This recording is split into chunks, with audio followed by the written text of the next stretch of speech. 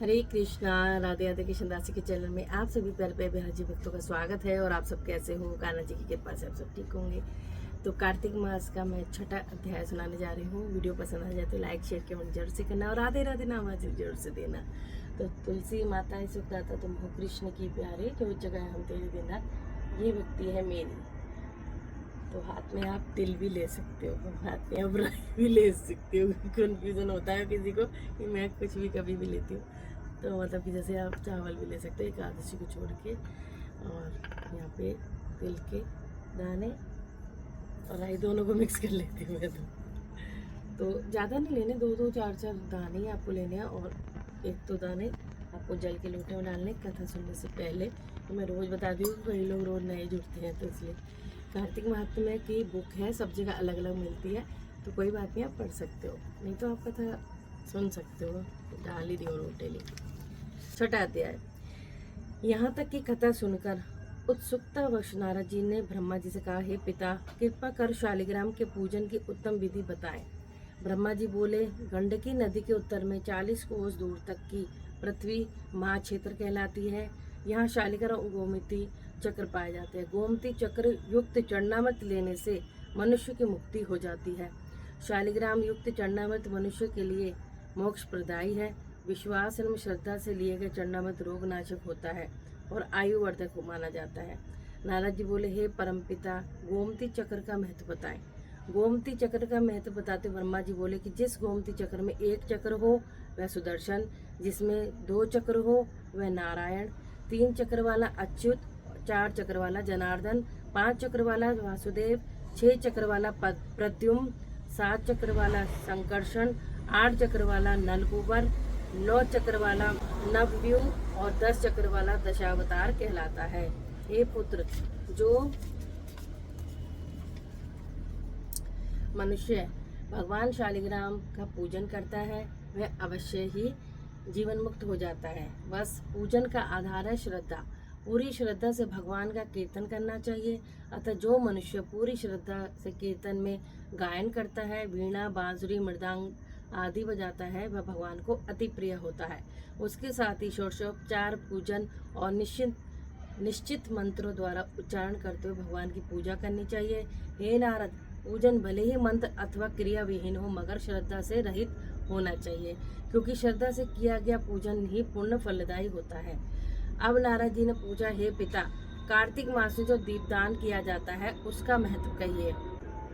ब्रह्मा जी बोले, हे पुत्र, दीपदान के लिए दीप चाहे सोने का हो, चाहे चांदी का, तांबे का, आटे का अथवा मिट्टी का, कैसा भी हो सकता है। दीपक प्रज्वलित करके भगवान की प्रतिमा के आगे, तुलसी वृक्ष के समीप, चौक में, ब्राह्मण के घर पर, वृक्ष के नीचे, वन में अथवा गौशाला आदि में रखना चाहिए। जो श्रद्धालु आकाश में ऊंचा रखकर दीपक जलाता है उसे धन में वृद्धि होती है तथा वह देह त्याग कर वैकुंठ धाम को जाता है। जो ब्राह्मण के घर पर दीपक जलाता है उसे यज्ञ करने का फल प्राप्त होता है। दीप दान करने वाला भगवान से इस प्रकार प्रार्थना करके, हे भगवान, मैं आपके निमित्त दीपक जलाता हूँ। हे पुत्र, अलग अलग महीनों में अलग अलग तीर्थों पर वास करने का भी उत्तम फल प्राप्त होता है। कार्तिक मास में मथुरा में, माघ में प्रयाग और वैशाख में हरिद्वार का वास अति उत्तम होता है। सूर्य के तुला, मकर और मेष राशि का होने पर किए गए व्रत, नियम, पूजा अत्यधिक फलदायी होते हैं। इन महीनों में अच्छे कर्म करने से पापों का नाश हो जाता है। हे पुत्र, जिस प्रकार सूर्य से के भय से अंधकार, गरुण के भय से सर्प, सिंह के भय से मृग, वृक्ष के भय से पर्वत, पवन के भय से मेघ और ज्ञान के भय से दुख दूर हो जाते हैं, उसी प्रकार तीर्थों के दर्शन से सब पाप नष्ट हो जाते हैं। हे नारद, कार्तिक माह में स्नान, जागरण, तुलसी सेवन, दीपदान और भगवान के मंदिर में सफाई आदि करना उत्तम सेवाएं मानी जाती हैं। इस माह में भगवान की कथा और कीर्तन आदि उत्तम और मनवांछित फल देने वाले होते हैं। यहाँ तक की कथा सुनकर श्री नारद जी ने पूछा कि हे परमपिता, पूर्व जन्म के पापों के विषय में बताएं। पूर्व जन्म के पाप कैसे जाने जा सकते हैं? ब्रह्मा जी बोले, हे पुत्र, मनुष्य कभी कभी अपने अनेक जन्मों में से किसी एक जन्म में किए गए पाप का दंड भोगता है। मनुष्य योनि भोगी योनि कही गई है, अतः यह जानना कठिन है कि मनुष्य कब किस जन्म में किए गए पाप का दंड भोगता है और किस रूप में भोगता है। कलंक, धनहीन, पुत्र क्षति आदि सभी पूर्व जन्मों के पापों के फल हैं।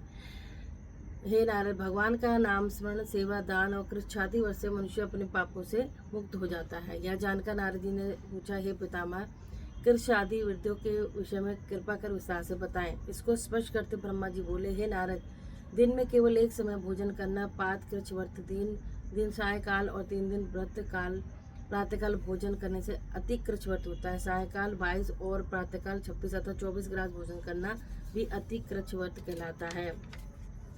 3 दिन भोजन करें और 3 दिन उपवास करना भी अति कृच्छ व्रत कहलाता है। इसी प्रकार सायकाल और प्रातःकाल 1-1 ग्रास और 2-2 दिन बिना मांगा भोजन करें तथा अगले दिन 2 दिन शुद्ध उपवास करने पर कृच्छार्थ व्रत होता है।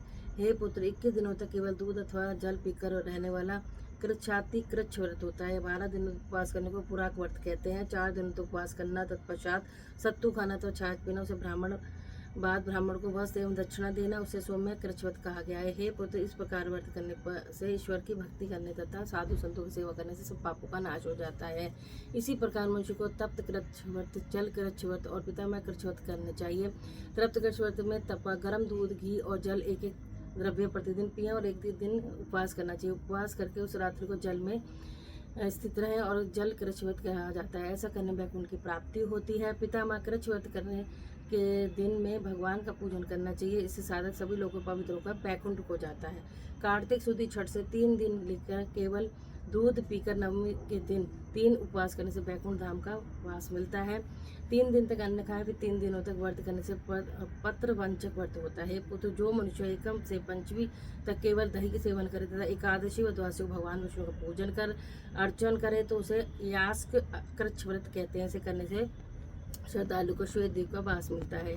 हे नारद, शुक्ल पक्ष की प्रतिपदा से प्रतिदिन अपने अन्न उपवास को तोड़ने को उपरांत भोजन की मात्रा को 1-1 ग्रास बढ़ाना, कृष्ण पक्ष में एक ग्रास का मत्स्य को निराहार रहकर चंद्रायण व्रत कहलाता है। 1 ग्रास में बढ़ती उतना ही ले जो सामान्य रूप से मुंह में अच्छी तरह आ जाए। हे पुत्र, आरंभ में जो गाय के 4 स्तनों का, फिर 7 दिन केवल 2 स्तनों का और फिर 6 दिन केवल 1 स्तन का दूध पीता है, उसे उपरांत 3 दिन तक केवल वायु पर जीवित रहता है, वह सोमपान व्रत कहलाता है।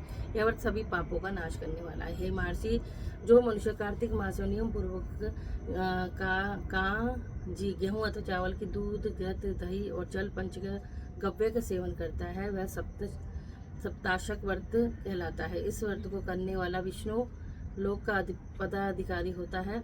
पलाश, बेल, कूलर का काढ़ा और गर्म दूध पीकर एकादशी व्रत कर द्वादशी को पालन करने वाला बैकुंठ का अधिकारी होता है। जो मनुष्य कार्तिक शुद्धि सप्तमी, अष्टमी, नवमी और दशमी को केवल जल कमल का सेवन करे और एकादशी व्रत करे तो इसे लक्ष्मी व्रत कहा जाता है और इसे करने से लक्ष्मी की प्राप्ति होती है। कार्तिक शुद्धि 14 को विधि पूर्व व्रत तथा गौरी का पूजन करना चाहिए। व्रत के बाद गोघृत के हवन करना चाहिए। हवन वैदिक मंत्रों से किया जाता है। इस प्रकार व्रत की पूर्ति हवन द्वारा करने से श्रद्धा बढ़ती है। ईश्वर के प्रति आस्था दृढ़ स्थिर होती है। व्रत समाप्ति पर ब्राह्मण को भोजन, वस्त्र आदि, दक्षिणा एवं गोदान आदि करना चाहिए। इस प्रकार कृच्छादी व्रतों का महत्व शास्त्रों में वर्णित है। व्रत ईश्वर को प्रसन्न करने का सबसे सरल माध्यम है, जिससे श्रद्धालु को परम पद की प्राप्ति होती है। बोलो श्री हरि विष्णु भगवान की, तुलसी महारानी की जय। जब मैं आरती कर लेती हूँ, तुलसी महारानी, अब जल डाल लेती हूँ। और संडे को, द्वादशी को जल बिल्कुल ना डालें आप, ना आंवले में ना तुलसी में, इस चीज़ का ध्यान रखना आप।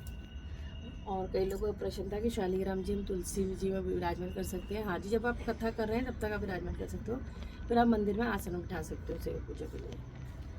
तुलसा महारानी नमो नमो, हरे कृष्णानी नमो नमो, तुलसी महारानी हमसे महीना हुई हरियाली, सारा महीना को पिछा सावन मास हुई हरियाली। तुलसा महारानी नमो नमो, हरे त्रिभुजा हमसे महीना हुई सगाई, कार्तिक मास त्रिभुजा उत्तर मास हुई सगाई। तुलसा गामटी तुलसा गामटी शालिग्राम वाला तुलसा तुलसा महारानी नमो नमो, दोनों 56 वो 25 में तुलसी ने भी पूजन। तुलसा महारानी नमो, जो तुलसी जी की आरती गावे बसी वैकुंठ परम पद पावे, जो तुलसी जी की आरती गावे मन।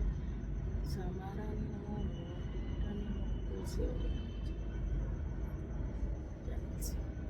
आप सभी स्वस्थ रहिए, मस्त रहिए और श्री हरि के चरणों से लगे रहिए, श्री जी के चरणों से लगे रहिए। प्रार्थना करती हूँ। राधे राधे सभी को।